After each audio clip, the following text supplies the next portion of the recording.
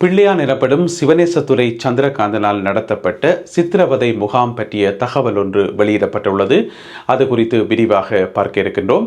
முன்னாள் ஜனாதிபதி மஹிந்த ராஜபக்ஷவின் மைத்துனர் கைது செய்யப்பட்டிருக்கின்றார். அவருடைய கைது குறித்த மேலதிக விவரங்களையும் இந்த காணொளியில் பார்க்க இருக்கின்றோம். முன்னாள் அமைச்சர் ராஜித சேனாரத்ன மிக விரைவில் கைது செய்யப்படுவார் என லஞ்ச ஊழல் ஆணைக்குழு தகவல் வெளியிட்டுள்ளது.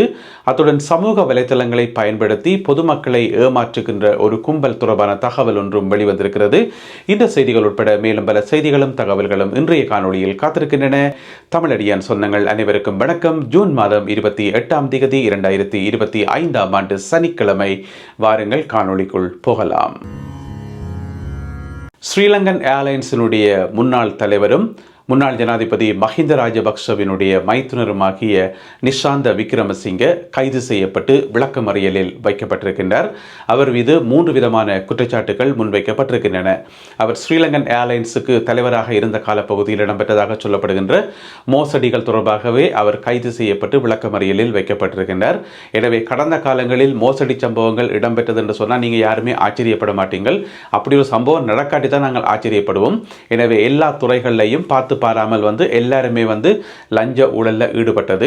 நேற்றைய தமிழடியான் காணொலியை பார்த்தாக்களுக்கு ஞாபகம் இருக்கும் நினைக்கிறேன். நேற்றைய காணொலியில நான் சொல்லியிருந்தேன், கெஹலிய ரம்புக்வெல் என்று சொல்லி சிறிய குடும்பத்தை கைது செய்றீங்கள். இங்கால் ஒரு பெரிய குடும்பம் ஒன்று இருக்குது, மிகப்பெரிய லஞ்ச ஊழல் செய்த பெரிய ஒரு குடும்பம் ஒன்று இருக்குன்னு சொல்லி அந்த குடும்பத்திலிருந்து இப்போ ஒருவர் கைது செய்யப்பட்டிருக்கின்றார். அவர்தான் நிஷாந்த விக்ரமசிங்க. இவர் முன்னாள் ஜனாதிபதி மஹிந்த ராஜபக்ஷ அவர்களுடைய மனைவி ஷிராந்தி ராஜபக்ஷவினுடைய கூட பிறந்த சகோதரர் ஆவார். இவர் ஸ்ரீலங்கன் ஏர்லைன்ஸுக்கு தலைவராக இருந்த காலப்பகுதியில் பல்வேறு விதமான மோசடிகளில் ஈடுபட்டதால ஸ்ரீலங்கன் ஏர்லைன்ஸ் தொடர்ந்து நஷ்டத்திலேயே இயங்கினது உங்கள் எல்லாருக்குமே தெரியும். எனவே நஷ்டத்தில் இயங்கிக் கொண்டிருந்த ஸ்ரீலங்கன் ஏர்லைன்ஸுக்கு இவர்களுடைய கூட்டாளியாகிய, அதாவது மஹிந்த குடும்பத்தினுடைய நெருங்கிய நண்பராகிய ரணில் விக்ரமசிங்க ஒரு சிறந்த சொல்யூஷன் கொடுக்குறேன், சிறந்த தீர்வு கொடுக்குறேன் என்று சொல்லி போட்டு அவர் ஜனாதிபதியாக வந்த பிறகு ஒரு முக்கியமான முடிவு எடுத்தவர். அது என்ன முடிவு என்று சொன்னால், ஸ்ரீலங்கன் ஏர்லைன்ஸை பிடிச்சி வித்து விடுவோம், இருந்தால் தானே பிரச்சனை, இருந்தால் தானே நட்டத்தில் இயங்கும், எனவே அதை பிடிச்சி வித்து விடுவோம் என்று சொல்லி அதுக்கு டெண்டர் எல்லாம் கோல் பண்ணி சர்வதேச ரீதியாக நிறைய கம்பெனிகள் எல்லாம் அப்ளை பண்ணி, அதில் பார்த்தீங்கன்னு சொன்னால் ஒரு ரஷ்ய கம்பெனியும் ஒரு ஜெர்மன் கம்பெனியும் சேர்ந்து இணைந்து அந்த ஏலத்தை கேட்டார்கள். கிட்டத்தட்ட அவர்களே வெற்றி பெற அளவுக்கு வந்தது. எனவே இன்னும் கொஞ்சம் தாமதிச்சிருந்தா அதுக்கிடையில ஜனாதிபதியாக அனுரகுமார திசாநாயக்க அவர்கள் வந்துட்டார். அவர் மட்டும் வந்திருக்காட்டி இத்தனைக்கு ஸ்ரீலங்கன் ஏர்லைன்ஸை வித்து தள்ளியிருப்பார் ரணில் விக்ரமசிங்க அவர்கள். எனவே தன்னுடைய நண்பர்கள் செய்த தவறுக்காக ஸ்ரீலங்கன் ஏர்லைன்ஸ் ஸ்ரீலங்காவினுடைய ஒரு அடையாளம் என. அது மட்டும் இல்லாமல் சர்வதேச ரீதியாக பார்த்தீங்கன்னு சொன்னால் ஸ்ரீலங்கன் ஏர்லைன்ஸுக்கு என்று சொல்லி ஒரு நல்ல பேர் இருக்குது, நல்ல ஒரு விமான சேவை என்று சொல்லி நல்ல ஒரு பேர் இருக்குது. அது மட்டும் இல்லாமல் இலங்கையினுடைய ஒரு முக்கியமான அடையாளம். எனவே அதை பிடிச்சி விற்கிறதுக்கு துணிஞ்சவர் தான் ரணில் விக்ரமசிங்க. நல்ல வேளையாக ஜனாதிபதி அனுரகுமார திசாநாயக்க அவர்கள் வந்ததால் அந்த விற்பனை தடுத்து நிறுத்தப்பட்டது. இப்போ இப்படி விற்காம ஓடுது, இப்போ இப்படி ஸ்ரீலங்கன் ஏர்லைன்ஸ் இயங்குது, நல்லா தானே இயங்குது. அதோட இன்னும் ஒரு புதிய விமானத்தை வாங்கியிருக்கிறார்கள். எனவே நாட்டில் லஞ்ச ஊழல் இல்லை என்று சொன்னால் எல்லாம் நல்லபடியாக இயங்கும் என்றதுக்கு ஸ்ரீலங்கன் ஏர்லைன்ஸ் ஒரு நல்ல உதாரணம். எனவே கடந்த காலங்களில் அதில் மோசடிகள் செய்த குற்றத்துக்காக இப்பொழுது அதனுடைய முன்னாள் தலைவர் கைது செய்யப்பட்டு விளக்கமறியலில் வைக்கப்பட்டுள்ளார். முன்னாள் அமைச்சர் ராஜித சேனாரத்ன மிக விரைவில் கைது செய்யப்பட இருப்பதாக லஞ்ச ஊழல் ஆணைக்குழு அறிவித்திருக்கிறது. எதற்காக அவர் கைது செய்யப்பட இருக்கிறார் என்று சொன்னால், வேறொருவர் கைது செய்யப்பட்டு அவர் மேல ஒரு வழக்கு விசாரணை போய்கொண்டிருக்குது. எனவே அவர் கொடுத்த சாட்சியங்களின் அடிப்படையில் தான் இப்போ முன்னாள் அமைச்சர் ராஜித சேனாரத்ன அவர்கள் கைது செய்யப்பட இருக்கின்றார். எங்களுக்கு தான் தெரியுமே, ஒருத்தரை கைது செய்து விசாரணை நடத்தினா அவர் ஒரு 4 பேர்ட்ட பேரை சொல்லுவார். பிறகு அந்த 4 பேரையும் கைது செய்து விசாரணை நடத்தினா அவையில் ஒரு 8 பேர்ட்ட பேரை சொல்லுவினோம். பிறகு அந்த 8 அப்படியே 16 ஆகும், 16 32 ஆகும். அதாவது இந்த பிரமிட் என்று சொல்லி ஒரு முறை இருக்குத்தானே, அந்த பிரமிட் முறையில் நிறைய பேர் கைது செய்யப்படுவார்கள். ஏனென்று சொன்னால் எல்லாருமே ஒரு ஆளுக்கு ஒரு ஆள் சம்பந்தப்பட்டார்கள் தான். அப்போ முதல்ல கைது செய்யப்பட்டவர் யார் என்று பார்த்தீங்கன்னு சொன்னால், மீன்பிடி துறைமுக கூட்டுத்தாபனம் அதனுடைய முன்னாள் தலைவராக இருந்த உபாலி லியனகே அவரை கைது செய்து விசாரிக்கக்குள்ள அவர் சொல்லிக்கார், எனக்கு ஒன்றும் தெரியாது, எனக்கு மேல அமைச்சராக இருந்தவர் ராஜித சேனாரத்ன அவர் சொல்லித்தான் நான் செய்தனான், எனவே எனவே அவரை பிடிச்சி கேளுங்கன்னு சொல்லி ராஜித சேனாரத்னவருடைய பேரை வந்து இவர் சொல்லிட்டார். அதனால இப்போ லஞ்ச ஊழல் ஆணைக்குழு வந்து அவரை பிடிச்சி விசாரிக்க போது. எனவே அவர் மிக விரைவில் கைது செய்யப்படுவார் என்று சொல்லி அறிவிக்கப்பட்டிருக்கிறது. இலங்கையில் வந்து இன்றைய காலப்பகுதியில் மிகவும் சிறப்பாக செயல்படுற ஒரு அமைப்பு என்று சொன்னால் அது இந்த லஞ்ச ஊழல் ஆணைக்குழு தான். ஏனென்று சொன்னால் அவர்களுக்கு எந்த விதமான அரசியல் அழுத்தங்களோ அல்லது எந்த விதமான பிரச்சனைகளோ கிடையாது. அவர்கள் 100% சுயாதீனமாக இயங்குகிறார்கள். அதனால தான் நிறைய விசாரணைகள், நிறைய கைதுகள், நிறைய சிறை அடைப்புகள் என்று சொல்லி போய்கொண்டிருக்குது. எனவே மிகச் சிறப்பாக செயல்படுகின்ற இந்த லஞ்ச ஊழல் ஆணைக்குழு இன்னும் சிறப்பாக செயல்பட்டு இலங்கையினுடைய கடைசி குற்றவாளி, கடைசி ஊழல்வாதியை கைது செய்யும் வரை இந்த லஞ்ச ஊழல் ஆணைக்குழு வந்து சிறப்பாக செயல்படணும் என்றுதான் எங்களுடைய எதிர்பார்ப்பு.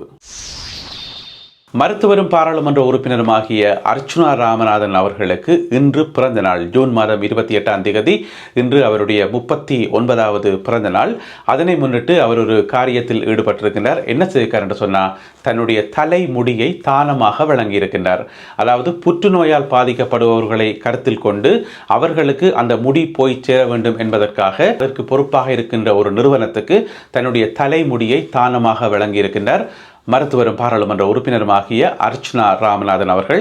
இப்பொழுது நீங்கள் அருகிலே பார்ப்பது அவருடைய புதிய புகைப்படம். எனவே இதற்கு பிறகு அவர் தன்னுடைய சமூக வலைதளத்திலே ஒரு குறிப்பொன்றை போட்டிருந்தார். புற்றுநோயால் பாதிக்கப்பட்டவர்கள் உண்மையிலேயே பரிதாபத்துக்குரியவர்கள். அவர்களை நாங்கள் எப்போவுமே நினைச்சு பார்க்கணும். அவர்களுடைய வலிகளையும் துன்பங்களையும் வந்து நாங்கள் உணர்ந்து கொள்ளணும். எனவே என்னுடைய பிறந்த நாளில் அவர்களுக்கு காணிக்கையாக என்னுடைய முடியை கொடுத்துள்ளேன் என்று சொல்லி அவர் தன்னுடைய சமூக வலைதளத்தில் பதிவு செய்திருக்கின்றார். உண்மையில வந்து தமிழ் பாராளுமன்ற உறுப்பினர்கள் இப்படி சிந்தித்து, அவர் ஒரு மருத்துவராகவும் இருக்கிற காரணத்தால் வந்து அவருக்கு அந்த எண்ணம் வந்து இயல்பாகவே வந்திருக்கணும். எனவே இப்படி சிந்திச்சு செயல்படுறது, இப்படி ஒரு முன்மாதிரியாக இருக்கிறது வந்து உண்மையிலேயே வரவேற்கப்பட வேண்டியது. எனவே மருத்துவரும் பாராளுமன்ற உறுப்பினருமாகிய அர்ச்சுனா ராமநாதன் அவர்களுக்கு எங்களுடைய வாழ்த்துக்களை தெரிவித்துக் கொள்வோம். பிள்ளையான் எனப்படும் சிவனேசத்துறை சந்திரகாந்தனால் நடத்தப்பட்ட ஒரு சித்திரவதை முகாம் ஒன்றை குற்றப்புலனாய்வு பிரிவினர் அடையாளம் கண்டிருப்பதாக தகவல்கள் வெளியாகி இருக்கின்றன. இந்த சித்திரவதை முகாம் வெலிக்கந்தை பகுதியில் இருந்ததாக சொல்லப்படுகின்றது. இந்த சித்திரவதை முகாமில் ஏராளமான இளைஞர்கள் கொண்டு வரப்பட்டு அங்கே சித்திரவதை செய்யப்பட்டு அவர்களிலே கணிசமானவர்கள் கொலை செய்யப்பட்டதாக தகவல்கள் வெளியாகி இருக்கின்றன. குறிப்பிட்ட இந்த சித்திரவதை முகாமில் வைத்து சித்திரவதை செய்யப்பட்ட இளைஞர்கள் சிலரை குற்றப்புலனாய்வு பிரிவினர் சந்தித்து அவர்களுடைய கருத்துக்களை கேட்டறிந்திருக்கிறார்கள். அவர்களுடைய வாக்குமூலங்களை பதிவு செய்து எடுத்திருக்கிறார்கள். எனவே அவர்கள் அனைவரும் கொடுத்த தகவல்களின் அடிப்படையில் இந்த ஒரு வெலிக்கந்தை முகாம் அடையாளம் காணப்பட்டிருப்பதாக தகவல்கள் வெளியாகி இருக்கின்றன. குறிப்பாக கிழக்கு பல்கலைக்கழகத்தினுடைய துணைவேந்தர் பேராசிரியர் சிவசுப்பிரமணியம் ரவீந்திரநாத் அவர்கள் கடத்தப்பட்டு சித்திரவதை செய்யப்பட்டு அவர் கொல்லப்பட்டிருந்தது உங்கள் எல்லாருக்குமே தெரியும். அவர் வந்து குறிப்பிட்ட இந்த முகாமில் வைத்துத்தான் சித்திரவதை செய்யப்பட்டதாக தகவல்கள் வெளியாகி இருக்கின்றன. எனவே இது சம்பந்தமாக மேலும் பிள்ளையான் மீது வழக்குகளும் குற்றங்களும் வந்து அதிகரித்து செல்வதாக சொல்லப்படுகிறது. இப்பொழுது அவரால் நடத்தப்பட்ட அந்த சித்திரவதை முகாம் அடையாளம் காணப்பட்டுள்ளமை தமிழ் மக்கள் மத்தியில் அதிர்வலைகளை உருவாக்கியுள்ளது. சமூக வலைதளங்களை பயன்படுத்தி இடம்பெறுகின்ற மோசடி சம்பவங்கள் அண்மை காலமாக அதிகரித்து வருவதாக அரசாங்கம் வெளியிட்டுள்ள தகவல் குறிப்பில் சொல்லப்பட்டிருக்கின்றது. இது சம்பந்தமாக ஏராளமானவர்கள் வந்து குற்றப்புலனாய்வு பிரிவுக்கும் போலீசாருக்கும் வந்து முறைப்பாடுகளை வழங்கியிருப்பதாக இந்த குறிப்பிலே சொல்லப்பட்டிருக்கிறது. அதாவது சமூக வலைதளங்களை பயன்படுத்தி பண ஆசையை உண்டாக்கி நிறைய மோசடிகள் நடப்பதாக சொல்லப்படுகிறது. அதாவது இது வந்து 2 விதமாக நடக்குதாம். அண்மை காலமாக பார்த்தீங்கன்னு சொன்னால் 2 விதமாக நடக்குதாம். எனவே இந்த காணொலியை பார்த்து கொண்டிருக்கக்கூடிய நீங்கள் எல்லோருமே வந்து சமூக வலைத்தளங்களில் உங்களுக்கு கண்டிப்பாக கணக்கு இருக்கும். எனவே நீங்கள் அனைவரும் விழிப்பாகவும் அவதானமாகவும் இருக்கணும். 2 விதமாக வந்து இந்த மோசடி சம்பவங்கள் நடக்குதாம். அதில் முதலாவது என்னென்று சொன்னால், வீட்டில் இருந்தவாறே அதிக அளவு பணம் சம்பாதிக்கலாம் என்று சொல்லி உங்களுடைய இன்பாக்ஸுக்கோ அல்லது நீங்கள் பார்க்கக்கூடிய மாதிரியோ அந்த விளம்பரங்களை போடுகின்றார்கள். அப்போ வீட்டில் இருந்தே நிறைய காசு சம்பாதிக்கலாம் போராடக்கண்டு நினைக்கிறார்கள் வந்து அதை பிடிச்சி கிளிக் பண்ணி உள்ளுக்குள்ளே போன பிறகு விவரங்கள் எல்லாம் சேகரிக்கப்பட்டு அப்படியே கடைசியாக பேங்க் அக்கௌண்ட் எல்லாத்தையும் வாங்கி உங்களோட பேங்கில் இருக்கிற காசை சுருட்டி கொண்டு அவர்கள் ஓடிடுவார்கள். இதுதான் நடக்குது.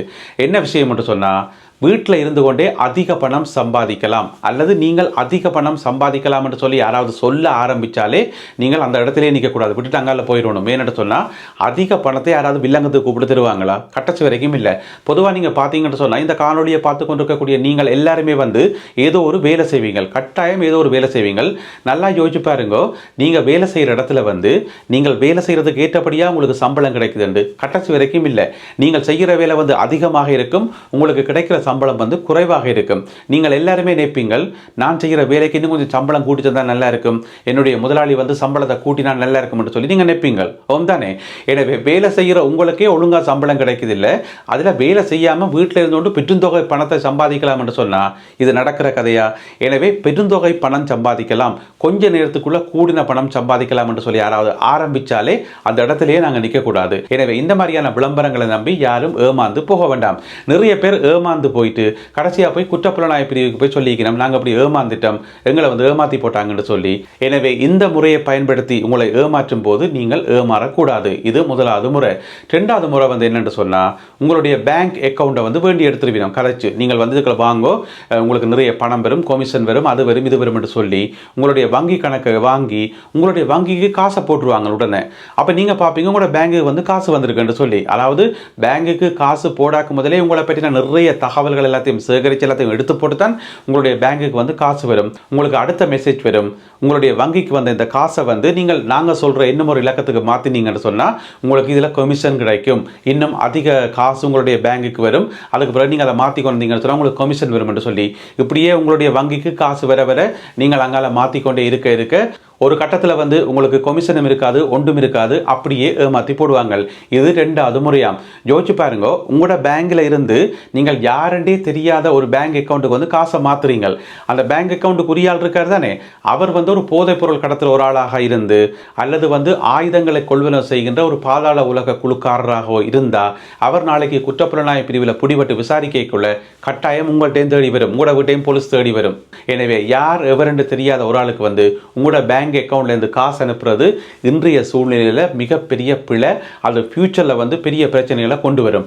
எனவே இந்த மாதிரி சமூக வலைத்தளங்களில் வந்து ஏமாற்றப்படுவதாக அரசாங்கம் வெளியிட்டுள்ள செய்தி குறிப்பில் வந்து சொல்லப்பட்டிருக்கிறது. எனவே அனைவரும் அவதானமாக இருப்போம். அடுத்ததாக இன்றைய கேலி சித்திரம் கார்ட்டூன். ஒருத்தர் நிற்கிறார், அவரை பார்த்தா ரவுடி மாதிரி கிடக்குது, அவர்கிட்ட வயிற்றில் எழுதப்பட்டிருக்கிறது பிளாக் மார்க்கெட் என்று சொல்லி, கருப்பு சந்தை என்று சொல்லி. அவர் தலையில் கை வச்சு ஐயோ அம்மான்னு சொல்லி அழாத குறையாக நிற்கிறார். அவருக்கு என்ன பிரச்சனை என்று பார்த்தீங்கன்னு சொன்னால், அவருக்கு முன்னால் ஒருத்தர் பேப்பர் வாசிக்கிறார். அந்த பேப்பரில் வந்து பிரதான தலைப்புச் செய்தி ஈரானுக்கும் இஸ்ரேலுக்கும் இடையில் வந்து சமாதான பேச்சுவார்த்தை என்று சொல்லி, அதாவது அந்த ரெண்டு நாடுகளுக்கும் இடையில் வந்து யுத்தம் ஓஞ்சிட்டுது. யுத்தம் ஓஞ்சா சில பேருக்கு நித்திரையே வராது. ஏன்னு சொன்னால் அந்த யுத்தத்தை சாட்டி நிறைய வேலைகள் செய்யலாம், பொருட்களினுடைய விலைகளை அதிகரிக்கலாம், இன்னும் எத்தனையோ வேலைகள் எல்லாம் செய்யலாம். எனவே இந்த பிளாக் மார்க்கெட் கருப்பு சந்தை என்று சொல்லப்படுற இவர் வந்து தலையில கை வச்சு அழுது நிற்கிறார். ஏன்னு சொன்னால் அவருக்கு தேவை வந்து உலகத்தில் சண்டை வேணும், அந்த சண்டையை சாட்டா வச்சு கொண்டு ஏதாவது செய்யலாம் என்று சொல்லி அவர் பார்ப்பார். எனவே இந்த ஒரு கேலி சித்திரம் மற்றும் இன்றைய காணொலியில் பகிர்ந்து கொள்ளப்பட்ட செய்திகள் தொடர்பான உங்களுடைய கருத்துக்களை மறக்காமல் கீழே எழுதுங்கள்.